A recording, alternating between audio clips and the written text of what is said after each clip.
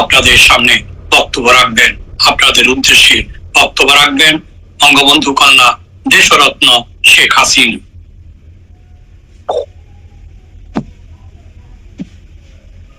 বিসমিল্লাহির রহমানির রহিম। আজকে এই 6 দফা দিবস উপলক্ষে আজ আমরা এখানে স্বাগত হয়েছি এবং আলোচক বৃন্দকে ধন্যবাদ জানাই। সবাই আলোচনা অংশগ্রহণ করেছেন এবং বিভিন্ন দিক তুলে ধরেছেন। 6 দফা কেন এসেছিল সেটাই আমার মনে হয় আমাদের তরুণ সমাজের বা নতুন প্রজন্মের জানা উচিত। 1965 সালে পাকিস্তান ও ভারতের যুদ্ধ হয়। সেই যুদ্ধের সময় দেখা যায় যে মাসাধিক কাল থেকে প্রায় 1 মাসের উপর পূর্ব পাকিস্তান বহির্বিশ্ব থেকে সম্পূর্ণ বিচ্ছিন্ন, এমনকি অরক্ষিত, নিরাপত্তাহীন। এই ভূখণ্ডকে রক্ষা করার কোনো ব্যবস্থা কিন্তু ছিল না। পাকিস্তানের ছোট একটা ইউনিট 14 ডিভিশনের কিছু সৈন্য এখানে ছিল। তাছাড়া এর আকাশ বা ভূমি থেকে শুরু করে কোথাও সুরক্ষার কোনো ব্যবস্থা পাকিস্তানিরা কোনোদিন করে নাই। সম্পূর্ণ অরক্ষিত অবস্থায় থাকে এবং আন্তর্জাতিক যোগাযোগ থেকে সম্পূর্ণ বিচ্ছিন্ন থাকে। একসময় আমাদের দেশে এরকম ছিল, আপনারা জানেন, যে এই বাংলাদেশ থেকে মানে আমাদের ভূখণ্ড তখনকার পূর্ব পাকিস্তান থেকে কোনো আন্তর্জাতিক ফ্লাইট যেত না। বিদেশে যেতে হলে ওই করাচিতে যে তখন বিদেশি প্লেন ধরে যেতে হতো, ভিসাও নিতে হতো ওখান থেকেই। আমাদের অবস্থাটা কি ছিল একবার সকলে চিন্তা করে দেখেন। এই যুদ্ধের পর 1966 সালের 5 ফেব্রুয়ারি লাহোরে ওই অঞ্চল সকল রাজনৈতিক দল মিলে একটা কনভেনশন আহ্বান করে। সেই কনভেনশনে জাতির পিতা বঙ্গবন্ধু শেখ মুজিবুর রহমান অংশগ্রহণ করেন এবং 6 দফা দাবি সেখানে উত্থাপন করেন। সেখানে তারা প্রবল বাধা দেয় এবং অন্যান্য অনেকেই আবার নানা ধরনের প্রস্তাব আনতে শুরু করে। 6 দফাকে তারা গুরুত্ব দেয় না, এমনকি কিছু লোক তো বঙ্গবন্ধুর উপরে চড়া হয়। তারপর তিনি যখন ফিরে আসেন, ফিরে এসে ঢাকা এয়ারপোর্টে তখন তিনি এই 6 দফা ছোট্ট করে ব্যাখ্যা সাংবাদিকদের সামনে তুলে ধরেন। পরবর্তীতে এই 6 দফা প্রস্তাব এবং কেন 6 দফা এবং তার বিস্তারিত সব জনসমক্ষে তুলে ধরার জন্য বুকলেট, লিফলেট ও প্রচার কাজ শুরু করেন এবং বঙ্গবন্ধু শেখ মুজিব সারা বাংলাদেশে টাউনে বেশে তখন মিটিং করা শুরু করেন। আর এই মিটিং করতে যেয়ে কিন্তু তাকে বারবার গ্রেপ্তার করা হয় এবং একটা জায়গায় মিটিং করেন, সাথে সাথে ওয়ারেন্ট ইস্যু হয়, গ্রেপ্তার হয়, ওই দিনই হয়তো আবার মুক্তি পান, আবার গ্রেপ্তার হন। এইভাবে তিনি তার কাজ চালিয়ে যান এবং 6 দফা জনগণ গ্রহণ করে বাঙালির মুক্তি সনদ হিসেবে। তার কারণ হচ্ছে যে পাকিস্তান নামে রাষ্ট্রটি হবার পর বাঙালিদের অধিকার কেড়ে নেওয়া, প্রথমেই তো আঘাত আসলো সংস্কৃতির উপরে, মাতৃভাষায় কথা বলার অধিকার কেড়ে নিতে চাইল। তখনই জাতির পিতা বঙ্গবন্ধু শেখ মুজিব ছাত্রলীগ গঠন করেন এবং ছাত্র ভাষা সংগ্রাম পরিষদ গড়ে তোলেন। তামুদ্দুল মজলিস,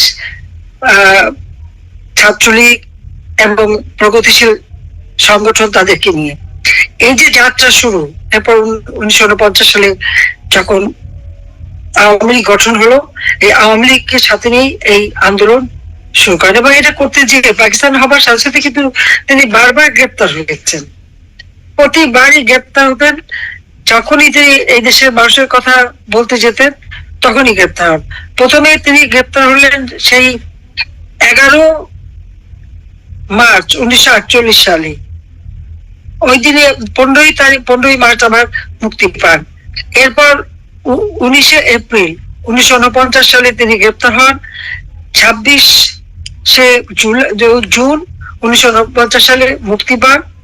তারপর 19 জুলাই 1949 সালে গোপালগঞ্জে গ্রেপ্তার হন, কিন্তু ওই দিন জনগণের রোষে তাকে মুক্তি দিতে বাধ্য হয়। এরপর আবার 30 মে 1954 সালে তিনি আবার গ্রেপ্তার হন। ওই 49 সালে তিনি যখন গ্রেপ্তার হলেন, এরপর তাকে কিন্তু আর মুক্তি দেওয়া হয়নি।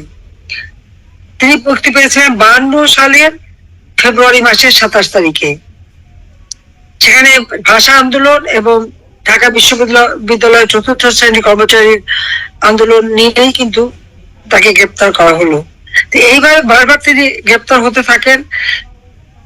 অর্থাৎ বাঙালির মুক্তির কথা, বাঙালির অধিকারের কথা যখনই তিনি বলতে গেছেন তখনই তাকে গ্রেপ্তার করা হয়েছে। এটা হলো বাস্তবতা। 30 মে 1954 সালে গ্রেপ্তার হন, 18 ডিসেম্বর 1954 সালে মুক্তি পান। এরপর আবার 12 অক্টোবর 1958 সালে তাকে যখন গ্রেপ্তার করা হলো, তারপর তিনি মুক্তি পান 17 ডিসেম্বর 1959 সালে। এই দীর্ঘদিন থেকে কারাগারে বন্দী ছিলেন। তার কারণ তার মার্শাল ল জারি করা হয়, মার্শাল ল জারি করে বঙ্গবন্ধুকে গ্রেপ্তার করে।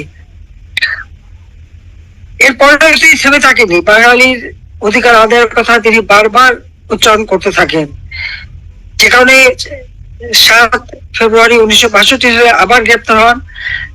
18 তারিখ জুন মাসে 1962 সালে মুক্তি পান। তারপর আবার 31 মে 1964 সালে গ্রেপ্তার হন, কিন্তু ওই দিনই তিনি মুক্তি পান।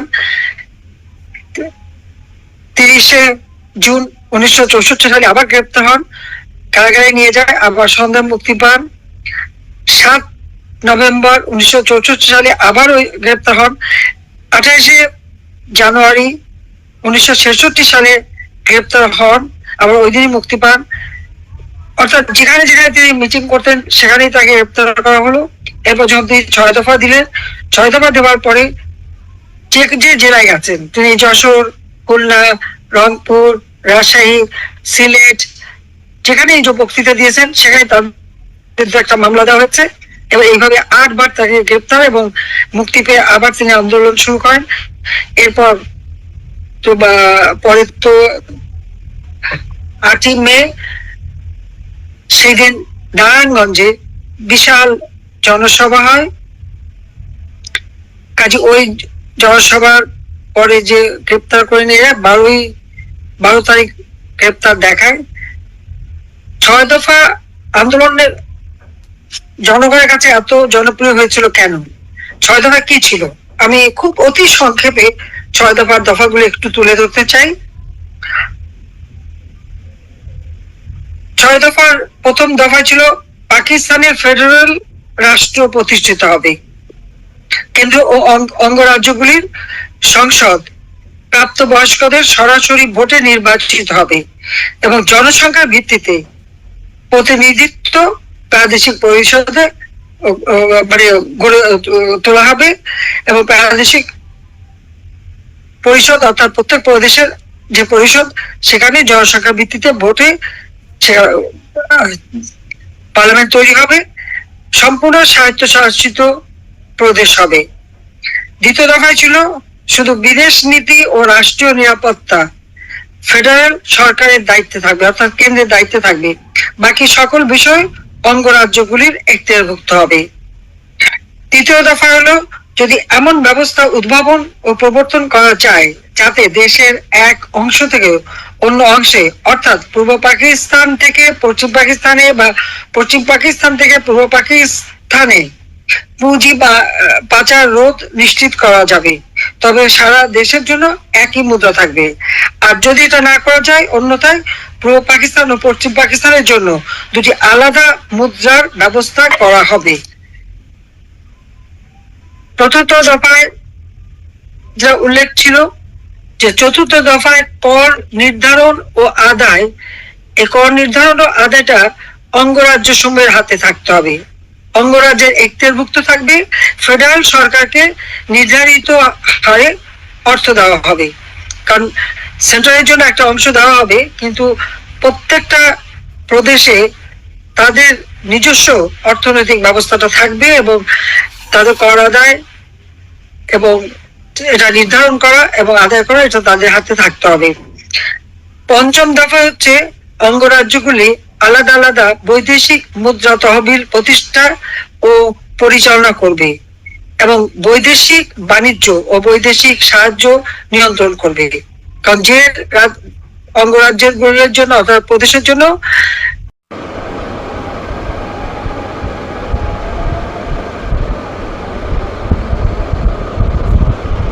হবে।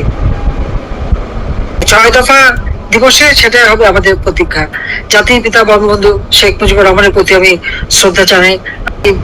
21 আগস্ট গ্রেনেড হামলাকারী ক্ষমতায় এসে যাদেরকে নির্মম শেষ করছি, ইনশাল্লাহ জনতার জয় হবেই হবে। ছাত্র শিক্ষক যারা এই ক্ষমতায় এসে যাদেরকে নির্মম ভাবে হত্যা করে যাচ্ছে, যারা সাধারণ বরণ করেছে, তাদের আত্মার মাগফিরাত কামনা করি। আহতদের আরোগ্য কামনা করি। স্বজন হারা বেদনা নিয়ে যারা বেঁচে আছে তার জয় বাংলা, জয় বঙ্গবন্ধু। খোদা হাফিজ।